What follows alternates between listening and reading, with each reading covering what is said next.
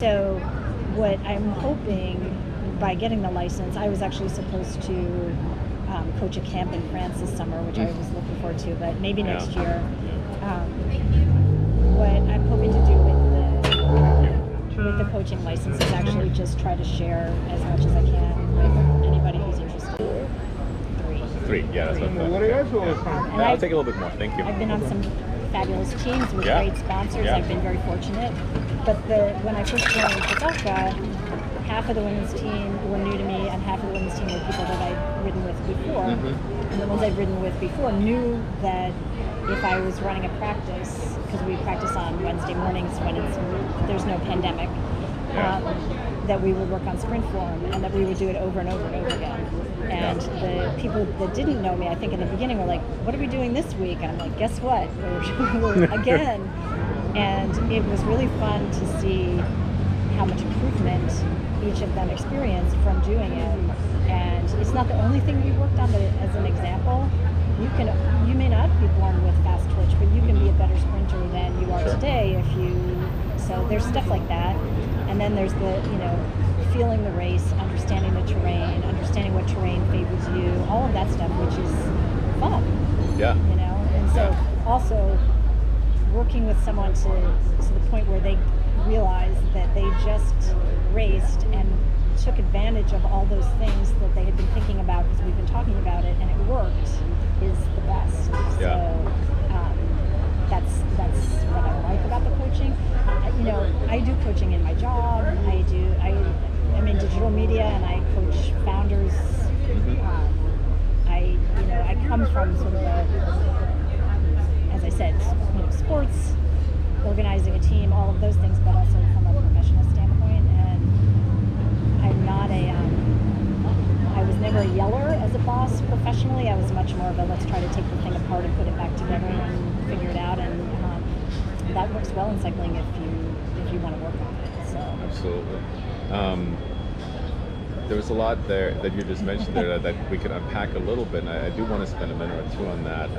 I think the college instructor in me is like, yes, repetition, like that is needed. You don't always get the first time. I think especially in cycling, when you do something right in practice doesn't mean that you do it right when your heart rate is absolutely maxed out and it's late in the race and you're just making spur of the moment decisions and you can't really think. You have to have that.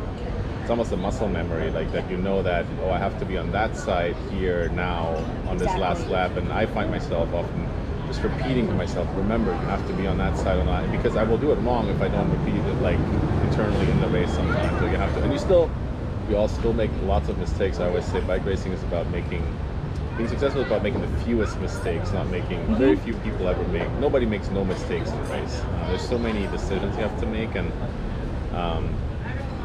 I'm really excited when I hear about those practices. I think on the men's side, as much as we try to do that too, I think I've seen so many men's rides and races, and there's a lot of that. Let's see who can get the fastest up that hill real hard, and then we'll do it again. And then between that, we're kind of uncoordinated, and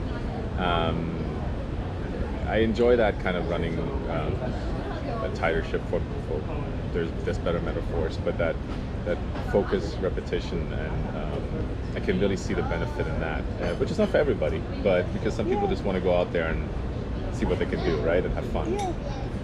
Yeah, and they humor me, and then mostly realize that now I see why that is useful. It's funny actually, because if you're doing light gear sprints, which is what we do quite a lot, if you light gear sprints, so high cadence. So a lot of times we do a lot of light gear and then move to the heavy ones. Sometimes the reverse.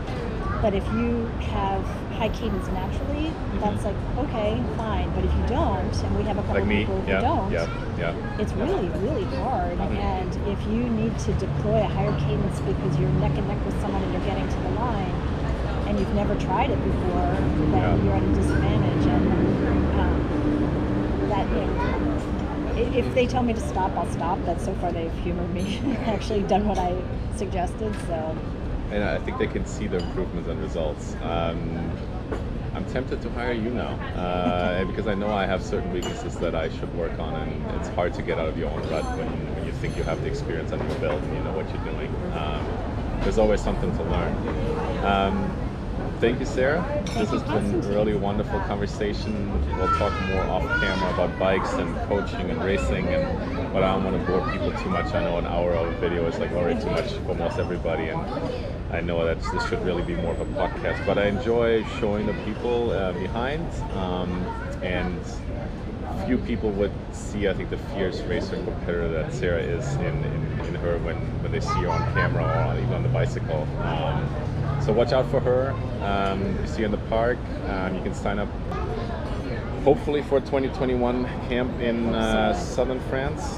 And if you see her in the park, I'm sure she'll tell you, especially if you're a woman, maybe if your saddle's too high and that you should try out bike riding or racing more. Or just that you look strong. I say Absolutely. that to people too.